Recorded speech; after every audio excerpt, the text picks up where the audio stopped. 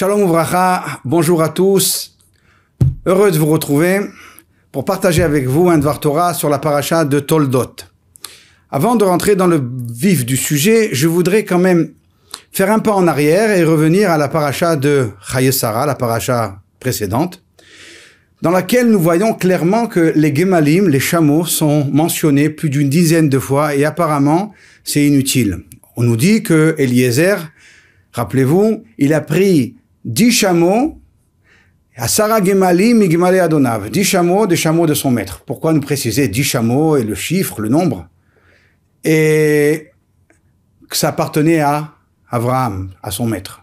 Peu importe à qui les chameaux appartenaient. On nous raconte tout de suite que lorsqu'il arrive à destination, Eliezer, Vayavrech Hagmalim, il a donné à boire, il a abreuvé donc les chameaux. Pourquoi nous raconter qu'il a fait le plein d'essence à ses chameaux? Enfin, bien entendu, lorsqu'il prie à Kadosh Baruch Hu, il lui dit, bon, la femme qui dira que je te donnerai à boire à toi et à tes chameaux, ce sera celle qui sera choisie pour Yitzhak. Et effectivement, c'est ce qui s'est passé. Rivka imenu, elle vient et elle dit, je te donnerai à toi à boire et à tes chameaux. Donc il a choisi comme femme. Et là, lorsque Lot arrive, le verset encore une fois nous précise, Vayavo el Aish, il arrive chez Eliezer, Vine Omed ala Gmalim. Il est à côté des chameaux, encore une fois. Et lorsqu'il lui parle, il lui dit, viens chez nous, et comme la Gmalim, nous avons de la place pour les chameaux. Et lorsque l'Eliezer arrive à la maison de Lot, et le verset nous raconte, Vayiftach Gmalim, il a ouvert les sachets qui se trouvaient, donc les sacoches qui se trouvaient sur les chameaux, ou mispo la gmalim, il a donné de la paille encore une fois aux chameaux. C'est donné à manger aux animaux. C'est vraiment, ça n'a rien à voir avec le contexte dans lequel nous sommes avec le mariage de Yitzhak et de Rivka. Et c'est pas fini. Va-t-il kavna la gmalim, lorsque Rivka arrive chez Yitzhak, on nous raconte et on nous précise qu'elle chevauchait sur un chameau. Bon.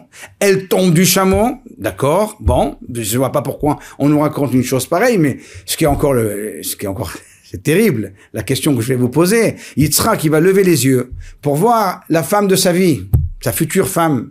Celle en qui il va trouver la consolation après la mort de sa mère. Celle qui va lui apporter la bracha et la shrina dans sa maison. Il lève les yeux. 3 petits points, Vayar, et il a vu sa femme, non, Hagmalim. Désolé de vous décevoir. Il ne voit pas sa Kala, sa future Kala, mais il voit les chameaux. Et là, c'est incroyable. Pourquoi Yitzhak regarde les chameaux? Qu'est-ce qu'il y a dans les chameaux? Voilà les questions qu'on doit se poser sur la paracha de Chayei Sarah. Ça aurait pu se terminer là, mais dans la paracha de Vayera, paracha avant Chayei Sarah, il y a 2 semaines, la Torah nous dit, Vayigdal hayeled, l'enfant a grandi, c'est Yitzhak. Vayigamal. Et il a été sevré de son lait. Vayas Avraham et mishtei gadol beyom yigamel et Yitzhak. Avraham Avinu, il a fait un grand festin le jour où Yitzhak a été sevré de son lait.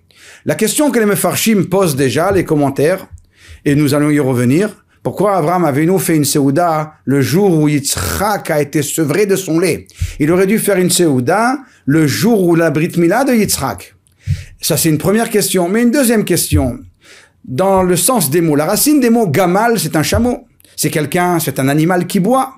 Or, higamel, ça veut dire se sevrer, se libérer de quelque chose. On dit en hébreu d'ailleurs, les higamel meishun, on veut se libérer de la cigarette. Alors, on s'est détaché, et là où on nous dit, Yitzhak, il est devenu Gamal. Il s'est sevré du lait de sa mère, on dit le mot Gamal. Et comment c'est possible que la même racine, Gimel, Mem, Lamed, peuvent dire 2 choses qui ont l'air paradoxales? 1, c'est le chameau qui boit. 2, c'est celui qui s'arrête de boire. Sevré. Et enfin, à présent, je viens maintenant dans la paracha de cette semaine, dans laquelle nous voyons Ele Toldot Yitzhak, Ben Avraham. Voici les générations de Yitzhak, le fils d'Avraham. On va nous parler tout de suite donc de Yaakov. La génération de Yitzhak, fils d'Avraham, c'est Yaakov. Alors la Torah ici nous veut dire quelque chose de très simple. Avraham, son attribut, sa mida, son caractère, son pilier, c'est le chesed, la bonté. Chesed le Avraham, idée bien connue. Yitzhak, lui, sa force, son pilier, sa avoda, c'est la crainte, Pahad Yitzhak, la gvura, la force, la rigidité, le din, la gvura, la rigueur. Abraham, le chesed, Yitzhak, la gvoura, la rigueur, le din, la justice intransigeante. Les deux vont mettre au monde quelqu'un qui va s'appeler Yaakov, la tiferet, la splendeur. La splendeur, c'est dans le sens où il y a un équilibre entre ces deux éléments qui sont tellement paradoxales, tellement contradictoires, tellement opposés. Yaakov Avinu, c'est le Emet et Yaakov. C'est le Aleph, la première lettre, le Tav, la dernière lettre. Ce sont les deux extrêmes qui viennent et qui se rejoignent dans une lettre qui est le centre même de l'équilibre entre ces deux idées. Ça, c'est le Emet, c'est la Tiferet, la splendeur, c'est Yaakov Avinu. Je comprends le verset. Ele toldot Yitzhak ben Avraham, et donc il va y avoir Yaakov. Par contre, ce que on peut avoir du mal à comprendre, c'est comment Avraham, qui est le symbole du chesed, holid et Yitzhak. C'est la suite du verset. Avraham holid et Yitzhak. Avraham met au monde Yitzhak. Et là, la question est très forte. Comment le chesed de Avraham peut mettre au monde quelqu'un qui s'appelle Yitzhak, qui est la rigueur? Comment ça marche? Comment un père, il peut avoir une idée et que cette idée se transmet d'une manière tellement contraire à lui qu'il s'appelle Yitzhak? Que Avraham et Yitzhak, ils mettent au monde quelqu'un qui s'appelle Yaakov, je peux comprendre. Mais que Avraham, qui est le chesed, met au monde Yitzhak, qui est la gvoura et la rigueur, j'ai du mal à comprendre. Quatrième et dernière question, et avec ça, on aura commencé notre préface. La Torah, lorsqu'on fait du chesed, on appelle ça pas osé chesed, ça s'appelle gomel chassadim. On est gomel chesed. Si on traduit, on rend le chesed. Même en français, on dit, est-ce que tu peux me rendre un service? On est gomel chesed. Et là, il faut comprendre pourquoi on appelle le chesed gomel chassadim. On rend le chesed. Gimilut chassadim. Gomel, ça veut dire rendre. On le voit dans la Gemara, dans le traité de Ktuvot 24a, où on nous dit chayshinan li gmulin. Gmulin, ce sont deux personnes qui se font des services mutuels. A Gomel chayavim tovot. Akadosh Baruch Hu, il rend à celui qui est coupable que des bonnes choses. Au sujet d'Aman, vachevota lo gemulo berosho. Tu lui as rendu ce qu'il fallait lui rendre sur sa tête, à Aman. Et l'idée est écrite dans le Nefesh HaChaim, Sha'ar Dalet, Perek Tetzain, dans la Haggadah, à la fin, il écrit le Nefesh HaChaim, Perek Tetvav, pardon. Il écrit que le gomel, ça veut dire rendre quelque chose. Alors comment, quand je fais du chesed, on dit que je rends du chesed? Je rends pas du chesed. On m'a jamais reçu. Je rends, je donne. Je rends pas. Voilà les 4 questions essentielles que nous allons récapituler au sujet de cette paracha. Première question, pourquoi nous parler tellement longuement et inutilement apparemment des gemalim, des chameaux, au sujet de Yitzhak? Comment Yitzhak, on lui fait une seuda le jour où il est sevré de son lait, et ça s'appelle Vayi Gamal, ça vient du mot Gamal, qui veut dire un chameau qui boit, c'est le contraire de la traduction de sevré, qui s'arrête de boire. Troisième question, comment Avraham, qui est la chesed, il arrive à mettre au monde un enfant qui va être dans le din, dans la gvoura, dans la rigueur. Quatrième et dernière question, pourquoi le chesed s'appelle Gomel Hasadim? On rend du chesed. La réponse que je voudrais partager avec vous pour cette fois-ci est la suivante. En fait, lorsqu'on fait un bienfait, on emmène dans le monde une force de tahara, de pureté, de gdusha, de sainteté. Cette pureté, cette sainteté a une influence sur autrui. Les autres sont influencés par le chesed, par le bienfait que j'ai fait. La mitzvah. Chas v'shalom, une avera, ça amène la toum'a dans le monde. Cette toum'a-là influence les êtres dans tout le globe terrestre. Il y a une influence générale. Et particulièrement pour le chesed, quand Reuven fait du chesed, ça influence Shimon à faire du chesed. Donc en fait, lorsque Shimon fait du chesed, il rend le chesed qu'on lui a donné gratuit par l'action précédente de Reuven.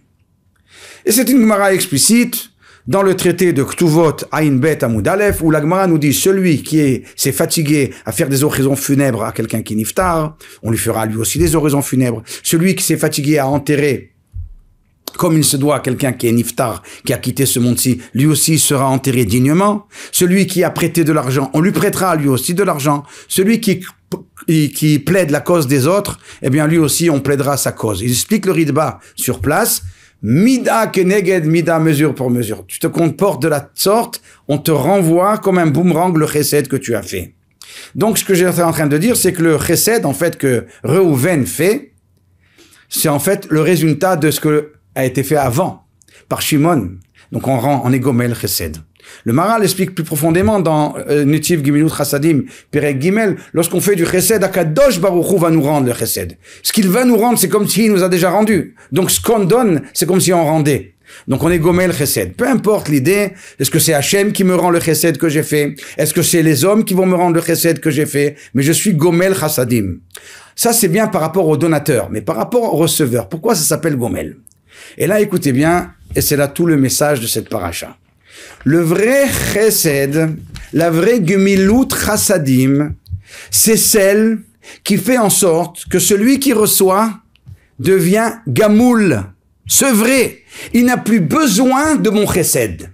Il devient autonome, il devient indépendant. Ça, c'est le vrai chesed. Le chesed, c'est pas donner 1000 shekels à quelqu'un et au revoir monsieur. Le chesed, c'est de lui donner quelque chose qui puisse faire un travail, qui puisse avoir une autonomie, une indépendance. Et c'est écrit dans le Rambam, dans Eichot Matanot Aniyim, c'est les halachot qui concernent donc les dîmes pour les pauvres, chapitre 10 à la Chazaïn, nous dit le Rambam, Mam si lo melacha kedel lechazek et yado, ad shelo yistarech la briot lishol. On lui donne un travail. D'une manière, une vision un peu superficielle va nous faire croire que c'est mieux de lui donner 1000 shekels plutôt que de lui ouvrir un magasin. Parce que le magasin, il va devoir travailler, il va devoir arriver à 8 heures et partir à 5 heures du soir. Eh bien non. Dit le Rambam, c'est le meilleur chesed. Parce que si tu lui donnes un travail, c'est vrai que c'est dur, il va devoir travailler pour gagner son pain, mais c'est toi qui lui as permis de se libérer des besoins des autres. Donc tu es gomel, tu donnes, mais l'autre, celui qui reçoit, il est gamoul, il devient sevré et indépendant des autres. Il devient autonome, et c'est ça le vrai chesed, et ça ressemble à un gamal, à un chameau. En effet, le chameau, c'est celui qui va boire énormément, c'est vrai, mais qui par la suite va être autonome dans les endroits les plus désertiques, dans les endroits où le chesed d'Hachem ne se fait pas du tout ressentir. Il n'y a rien qui pousse, il n'y a pas d'eau, symbole de chesed. Le gamal, c'est celui qui est gamoul, il est sevré de son eau. Il peut rester pendant au moins 14 jours sans eau. Donc cette indépendance qu'il a dans les endroits les plus terribles, le désert, fait en sorte que, pour nous, quand on est gomel chesed, eh bien, on rend la personne gamal, on la rend autonome. Yitzhak Avinu, sa mida, son trait de caractère, c'est justement d'avoir la rigueur, de ne pas avoir recours au chesed et au bienfait des autres, ni même d'Hachem. Se mesurer à la midat hadin, se mesurer à la rigueur qu'Hachem a mis dans le monde. Yitzhak Avinu, va igdal hayeled, il est devenu grand. Il nous explique nos sages dans le traité de Baba Metzia 12. Celui qui est grand, c'est celui qui ne profite pas des tables des autres. Il est autonome. Vaïgamal, il est devenu sevré, comme le chameau. Et donc, Vayas Avraham Mishte Gadol Beyom Igamel et Yitzhak. Avraham Avinu fait un grand festin ce jour-là, parce qu'il comprend qu'enfin, Yitzhak va arriver à sa madrega, à son niveau spirituel auquel il devait arriver. La Gevura, le din, la rigueur, de ne pas avoir recours au chesed, d'être autonome. Ça commence par le jour de son sevrage. Vayigadal hayeled, vayigamal. Comment on dit en hébreu, en Lashon HaKodesh? Un fruit qui a mûri et qui n'a plus besoin de l'arbre, de la branche, de laquelle pourtant il a puisé ses forces. Un fruit mûr qui ne demande plus qu'à être cueilli ou tombé. Eh bien, c'est marqué dans la Torah, Vayatzet Sitz, au sujet des bâtons de Korach et de Hadator avec Moshe et Aaron. Parashat Korach, chapitre 17, verset 23. Vayatzet Sitz. Il a commencé à pousser des bourgeons sur les bâtons de Aaron et de Moshe. Vaigmol shekedim. Le bâton de Aaron. Vaigmol shekedim. Il a grandi, il a poussé dessus et se sont devenus mûrs les amandes. Vaigmol. L'amande est tellement mûre qu'elle est sevrée du besoin d'autrui. Elle n'a plus besoin de la branche. Donc c'est la notion du gamal. Le gamal, le siman tahara que le gamal a, le signe de kashrut que le chameau a, c'est qu'il rumine. Comme pour dire, il se suffit à lui-même. Il n'a pas besoin d'autre chose. Il rumine, ma'ale gera, il rumine, et donc il n'a pas besoin d'autre chose encore, il n'a pas besoin d'avoir recours. Voilà c'est quoi gomel dalim, gimel dalet, c'est-à-dire faire du chesed, c'est faire en sorte que l'autre soit autonome. Voilà pourquoi maintenant Rivka, elle va être mise à l'épreuve avec les gemalim. C'est pas qu'elle va faire du chesed seulement, mais c'est qu'elle va être gomelet chassadim. Son chesed va être tellement grand qu'il va permettre, jusqu'à permettre à autrui d'être autonome. Ça, c'est le chesed. Et d'ailleurs, Rashi sur place nous dit, Parashat Chayesara, Rerouya ilo shetue gomelet chassadim. Elle est apta Yitzhak. Parce que elle va faire de gemilut chassadim. Elle va pas faire du chesed. Elle va faire le chesed. L'apogée du chesed. Gomel chassadim, elle fait en sorte que celui qui reçoit devient autonome. Et le Kli Yakar, sur la paracha, nous parle longuement que le gamal, c'est le symbole du chesed. Au passage, gamal, c'est valeur numérique, gimel mem lamed, chesed, avec le kolel, ça fait 73, chet, samer dalet, ça fait 72, et le mot lui-même, c'est une unité qu'on peut compter, ça nous fait 73, comme la même valeur numérique que gamal. Très bien. À présent, qui est celui qui a fait du chesed dans le monde? Un homme. Abraham. Abraham, chesed l'Abraham. C'est lui qui a fait du chesed dans le monde. Très très bien, magnifique. Mais Abraham, il a fait du chesed parce qu'il a appris d'Hachem. Le chesed qu'Abraham a fait, c'est un chesed qu'il a appris d'Hachem. C'est pas un chesed qu'il a inventé. À l'image de Dieu, c'est marqué dans les Pirkei Avot de Rabbi Nathan, chapitre 33, Abraham avinu alach bedarkei Hachem. Il est parti dans les chemins d'Hachem. Et là, on apporte Akev Asher Shama Avraham Bekoli. Avraham a écouté ma voix. C'est pas un chesed qu'il a fait parce qu'il sentait qu'il fallait faire du chesed. Il a fait un chesed parce qu'il voulait être à l'image de Dieu.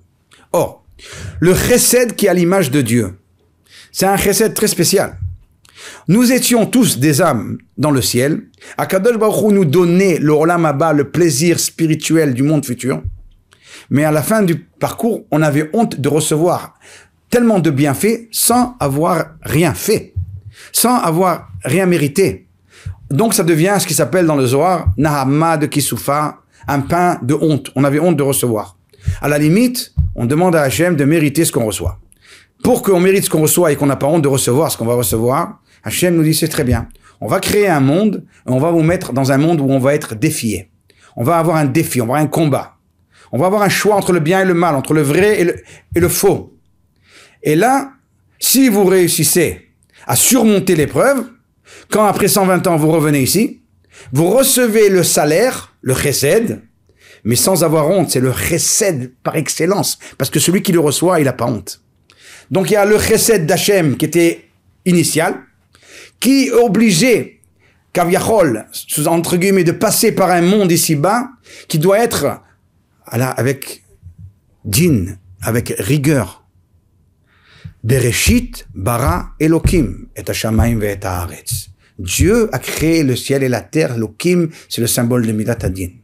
C'est seulement parce que l'homme ne peut pas subsister avec une telle rigueur, sans Yom Kippour, sans la kapara, sans l'accord pour l'échec, l'homme ne peut pas réussir à tenir le coup. En général, c'est que les élites. Alors, Beyom Bero Hashem Elokim, nous dit Rashi sur place, lorsque Dieu a créé le ciel et la terre, on a rajouté Yud Ke Vav Ke, le nom de Dieu, Midat HaRachamim. Ra She'en Haolam Yachol Leitkayem, Akadosh Baruch Hu a vu que le monde ne peut pas subsister avec une telle rigueur. Amad Veshitef Ba Midat HaRachamim, il a rajouté comme roue de secours la tribu de pardon. Midat HaRachamim Yud Ke Vav Ke, Beyom Bero Hashem Elokim. En fin de compte, Akadosh Baruch Hu a rajouté donc le Yud Ke Vav Ke qui nous permet d'avoir la Rachamim et on peut tomber 7 fois même. Rappelez-vous de notre cours précédent au sujet de Sheva Yipol Tzadik Vakam. On peut tomber 7 fois et on se ramasse et c'est la Salamidat Rachamim d'Hachem, Yud Ke Vav Ke. On reviendra tout de suite sur ce détail. Très bien. Donc ça c'est le chesed d'Hachem. Le chesed d'Hachem, c'est de nous mettre dans un combat, de nous mettre face à un Edgar, ce qui s'appelle en hébreu. C'est-à-dire, on nous met face à quelque chose, à un défi. Et là, lorsqu'on revient après 120 ans, on mérite ce qu'on a fait par notre bon choix, par notre hitgaberut, parce qu'on s'est renforcé, par notre rigueur. Et là, on arrive. Avraham Avinu, il nous dit le Sfat Emet, Parashat Toldot. Avraham, Olidet Yitzhak. Avraham a mis au monde Yitzhak. C'est pas contradictoire au chesed. Au contraire, la midat hadin, la rigueur dans laquelle Yitzhak va être confronté, l'autonomie dans laquelle il va se trouver, eh bien, c'est ça qui va permettre d'agrandir le chesed d'Hachem. Ça a l'air paradoxal. Mais un chesed, il est problématique parce qu'après on a honte. Alors on est en face d'un défi, din, la rigueur, Bereshit bara Elokim. Parfois on a besoin d'une roue de secours et Hachem il rajoute la midat harachamim.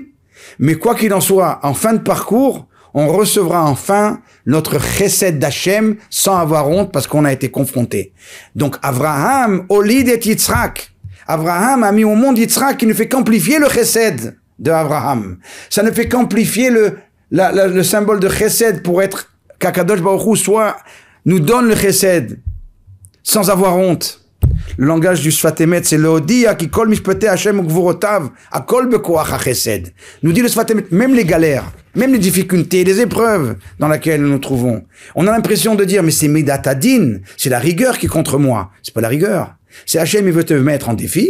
Et si tu arrives à te surmonter le défi, eh bien, tu vas avoir enfin le chesed Hachem à nouveau. Et là, c'est Avraham qui vient et qui reçoit ses invités. Mais il reçoit ses invités, c'est pas du chesed netto. Chesed netto, c'est peut-être du chesed ou le nom d'un magasin en Israël, mais c'est pas le gmilut chasadim réel de la Torah. Le chesed que la Torah exige, c'est un chesed qui met l'homme face à un défi. Avraham, il leur donne à manger. Échelle, achila, shtia, lina. Mais il leur dit, la nourriture est à Dieu, elle sera à vous après manger.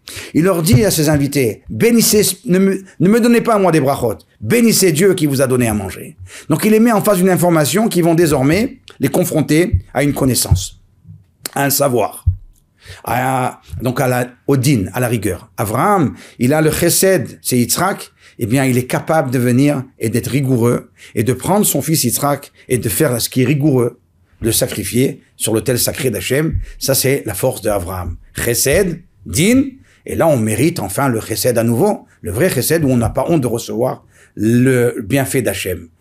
On dit dans la Gemara, Shabbat, Kuf Dalet, Amud Aleph, Aleph, Bet, c'est Alpha Bina. Tu enseignes la sagesse aux autres. Gimel, Dalet, Gomel, Dalim. Tu donnes du bienfait aux autres. On a l'impression qu'il s'agit de deux opérations. Alpha Bina, si tu es rave dans un kollel, alors tu fais Alpha Bina. Tu es melamed dans un cheder ou un Talmud Torah, donc tu es Alpha Bina. Et puis ici, tu es donateur, eh bien tu es Gimel Dalet. Il nous dit le Degel Machane Ephraim, c'était le petit-fils du Baal Shem Tov, Parashat Beshalach. Il nous dit non, pas du tout. Pas du tout. Alpha Bina, c'est lorsque tu enseignes à quelqu'un quelque chose. Alors là, Gimel Dalet, que tu es vraiment Gomel Dalim, c'est vraiment là la vraie tzedaka. La vraie tzedaka, c'est celle que celui qui reçoit la chose, il est capable dorénavant d'avoir une connaissance et de pouvoir se confronter à quelque chose. Donc ça, c'est la notion de Gamal, qui est autonome. Et à présent, nous commençons à comprendre et on reprend la paracha. Vayavo, Eliezer, il vient, et il prend Asara Gmalim Igmale Adonav, 10 chameaux des chameaux de son maître. Nous dit le Siftei Kohen, c'est l'élève du Harizal, un des élèves du Harizal. Les Asara Gmalim, ce sont les Asara Nisyonot, les 10 épreuves qu'Avraham a surmontées avec la dernière de Akedat Yitzhak. Avraham a surmonté ces épreuves. Avraham a été capable de prendre le chesed de Yitzhak dès qu'il l'a reçu et d'être capable de venir et de l'apporter sur l'autel sacré. Donc d'ailleurs, son fils, il lui dit, Vayomer Yitzhak el Avraham Avi. Yitzhak, il dit, mais papa, toi tu es Rachamim. Et le Zohar explique qu'Avraham lui répond, Vayomer, Avraham lui répond, Ineni béni. Je suis devenu moi qui est chesed, béni comme mon fils, avec la rigueur. Je suis capable d'être meshadreg, de venir et de faire encore plus beau le chesed, encore plus grand le chesed d'Hachem. Que lorsqu'on se mesure à une difficulté telle que de venir, et c'est l'extrême, d'être capable de venir et de donner son fils à Dieu. Et là, il dit le Siftei Kohen nous dit que Asara Gmalim Igedale Adonav, c'est les 10 épreuves de Avraham Avinu. C'est pour ça que la Torah insiste sur ce détail. Les 10 épreuves, c'est important. Eliezer, il est en train de dire à Kadosh Baruch Hu, tu es obligé de donner maintenant à Yitzhak une femme. Une femme qui va l'aider dans son travail, une femme qui va le cadrer, une femme qui va lui donner tout ce qu'il faut. Et ça, c'est un chesed que tu dois rendre à Avraham. Parce qu'Avraham, il a surmonté les 10 épreuves. Chesed, il a fait. Din, il est arrivé à surmonter et à avoir Yitzhak. Maintenant, il faut faire le chesed que tu rends. Et c'est Gomel Dalim. Et ça fait chesed, din, chesed, valeur numérique, 208, c'est la même valeur numérique que Yitzhak. Yitzhak a besoin, lui, d'une femme qui vient et qui l'aide à cadrer sa rigueur. Et donc, il va épouser une femme qui s'appelle Rivka, qui était rochevet à la Gamalim, qui venait et qui chevauchait sur les chameaux, et qui vient à son approche, et lui, il voit bien que c'est la femme qui va l'aider. Parce qu'elle est innée, il rouette à Gamalim, il voit les chameaux. Donc, on a répondu aux 4 questions que nous avons posées. Pourquoi insister tellement sur les chameaux? Pourquoi Abraham a venu faire une séouda pour Yitzhak le jour où il est sevré? Pourquoi le mot gamal, c'est aussi boire, mais c'est aussi être sevré? Pourquoi Abraham, il arrive à faire naître quelqu'un qui s'appelle Yitzhak, qui est pourtant la Gvura et le Din? Et enfin, nous comprenons pourquoi le Chesed s'appelle Gomel Dalim. À présent, parce que Gomel Dalim, c'est-à-dire que on rend, mais on rend autonome celui qui reçoit le Chesed. À présent, je voudrais, avec votre permission, partager avec vous une histoire dans la Gemara Masechet Baba Kama. La Gemara nous raconte dans la Gemara Baba Kama d'Afnoun Amud Aleph. Nechunia Chofer Sichin. Il y avait un juif qui s'appelait Nechunia, mais qui avait la vocation de creuser des puits autour dans tout Israël pour permettre à ceux qui montent au Régalim, aux ceux qui montent dans les 3 fêtes, de venir et de s'abreuver. De venir d'abreuver les troupeaux et de boire. Donc il était Chofer Sichin. Très bien. Un jour, sa fille, Nechunia Chofer Sichin, elle tombe dans un puits très profond, on n'arrive pas à en sortir. Les élèves vont chez le Rabbi Hanina ben Dosa, il lui raconte l'histoire. Il leur dit shalom. Les élèves vont voir le puits, ils reviennent. Rav, la fille de Nechunia Chofer Sichin, elle est toujours dans le puits. Shalom. Il les renvoie. Ils reviennent encore une 3e fois. 3e fois, le Rav leur dit, elle est sortie. Kvar alta. Elle est sortie. Alors, ils ont dit, c'est pas possible. Alta. Elle est sortie. Ils sont partis, elle est sortie. Ils ont demandé à cette fille, mais qui t'a fait sortir? Elle a dit, j'ai vu un bélier conduit par un vieillard. Rashi explique, c'est Avraham Avinu qui conduisait le bélier pour faire la shrita à la place de Yitzhak, qui m'a fait sortir d'ici. Ils sont revenus chez Nechunia, Rabbi Hanina ben Dosa, et ils lui ont dit, tu es prophète? Il a dit, non, je suis pas prophète, ni fils de prophète, mais je connais une chose. Enfin, je me suis dit une chose. Efchar, c'est pas possible que une chose, d'avoir chez Otot Tzadik Mister Boy Kachel Bozaron, une chose que ce Tzadik-là, Nechunia Sofer Sichin, il fait. C'est pas facile de creuser des puits, avec les moyens qu'il y avait à l'époque. Il fait une chose pareille, et c'est pas possible que sa fille tombe dans un puits, elle meurt dans un puits. Voilà la Gemara. Et la Gemara continue une phrase terrible. Amar Rabbi Acha. Rabbi Acha nous dit, Afal Piken met beno batsama. Malgré tout, le fils de Nechunia Sofer Sichin, qui a donné à boire à tous ceux qui voulaient bien monter en Israël, eh bien, il est mort de soif. La Gemara nous dit oui, parce que Svivav Nis'ara Me'od, Akadosh Baruch Hu, il est medagdek im tzadikim kechut ha'se'ara. Akadosh Baruch Hu, il est très, très intransigeant avec les tzadikim, ne serait-ce que comme le poil d'un cheveu, l'épaisseur d'un cheveu, et donc, il va leur donner leur punition à ceux qui font une toute petite avéra, et donc c'était certainement le fils de Nechunia, qui était tzadik gadol, et qui a dû donc être puni pour quelque chose de tout petit. Il est mort de soif. Donc qu'est-ce qui est marqué dans cette Gemara? Les Mefarshim, déjà, ils se posent la question, pourquoi c'est Abraham qui est venu sauver cette fille? Pourquoi pas quelqu'un d'autre? Mais en fait, l'explication est la suivante. Nechunia Chofer Sichin, il donne de l'eau aux gens, symbole de chesed. Mais c'était pas du chesed gratuit, c'était du gmilut chasadim, dans le sens où les gens pouvaient après venir et monter en Israël, à Yerushalayim, monter à Yerushalayim, être confrontés à la Kedusha, se purifier, voir la Shrina, devenir plus kadosh. Ça, c'est un chesed qui met l'homme en face d'un défi. Ça, c'est Avraham Avinu. Et avec Yitzhak. Et c'est pour ça que c'est lui qui vient, Avraham, avec son bélier, et qui sauve cette fille du puits. Mais malgré tout, la Gemara nous continue, ça a l'air paradoxal. Et ce n'est pas. Celui qui est tzaddik et qui a la force de se pousser à l'extrême et de se mesurer au din, à la rigueur netto, sans avoir recours à l'midat harachamim, eh bien celui-ci, il va sortir de là, mais on va devoir être intransigeant avec lui. Ou svivav nisara meod.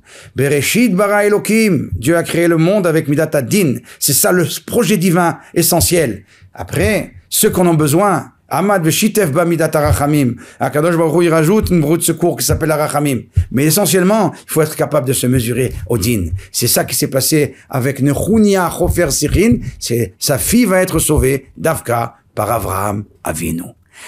Il y a un livre du Rabbi Menachem Mendel Sokolov. C'est le Talmid du Gaon de Vilna. Il nous dit que la Torah, valeur numérique 611, c'est la même valeur numérique que Gemilut Chasadim. On a du mal à comprendre le lien entre Torah et Gemilut Chasadim. Il faut se l'expliquer. Mais l'explication est la suivante, et avec ça, on s'arrêtera aujourd'hui. L'explication est que, en fait, la Torah, avant Matan Torah, il y avait 26 Dorot qu'Akadosh Baruch Hu, 26 générations qu'Akadosh Baruch Hu, Kile Olam Hasdo a donné du chesed pour rien, on était mesuré à rien, on se mesurait à rien, il y avait que les 7 mitzvot noachit. Donc Akadosh Baruch Hu nous faisait du chesed, en veux-tu, en voilà, sans être trop méritant, il y avait que 7 mitzvot noachit qui sont essentiellement logiques. Mais après Matan Torah, le Ham Israël va devoir se mesurer à 613 mitzvot. Il y en a pour qui c'est 613 problèmes. 613 mitzvot, entre le bien et le mal. Cette rigueur-là, si on fait le mal, on reçoit la punition. Si on fait le bien, on reçoit la récompense. Ça, c'est le Gemilut Chasadim. Je te permets à présent, non pas de recevoir du chesed pour rien, pour que cette mitzvot noachit, mais je te donne du chesed maintenant parce que tu t'es confronté à quelque chose d'énorme, à 613 mitzvot, à la Torah, qui prend et qui t'englobe dans toute ta journée. Ça, c'est Torah, valeur numérique, Gemilut Chasadim, parce qu'à présent, tu vas pouvoir mériter ton Olam Haba. Le Olam Haba s'appelle Olam HaGemul, le monde où on te rend. Le Olam Haba s'appelle Sha'ar HaGemul, le Ramban, il appelle le monde futur, parce que tu vas recevoir ton salaire parce que tu l'as mérité, et bel et bien mérité, parce que tu t'es confronté au din, à la rigueur. Tout ce qu'on a eu et reçu en héritage des autres et qu'on n'a pas travaillé pour cela, dans le Olam Haba, on n'aura rien du tout. Si quelqu'un il est né fils de Gadol Hador, dans le Olam Haba, il y aura pas grand chose. On va lui demander qu'est-ce que tu as fait de plus, où c'est que tu as travaillé plus. Quelqu'un il est né dans une famille qui était religieuse, il est religieux, on va pas lui donner grand chose, si ce n'est qu'il a maintenu ce qu'il avait. Quelqu'un qui vient de loin et qui fait plus que ce qu'il devait faire dans son cadre, dans son niveau, lui, on va lui dire, voilà, ça c'est ton Olam Haba, c'est Olam HaGemul. Maintenant, tu reçois ton salaire et bel et bien mérité parce que tu t'es confronté à un défi. Tu as accepté. Ça, c'est Olam HaGemul. Et ça, c'est la Torah. On peut tomber. Sheva, Yipol, Tzadik, Vakam, on peut tomber.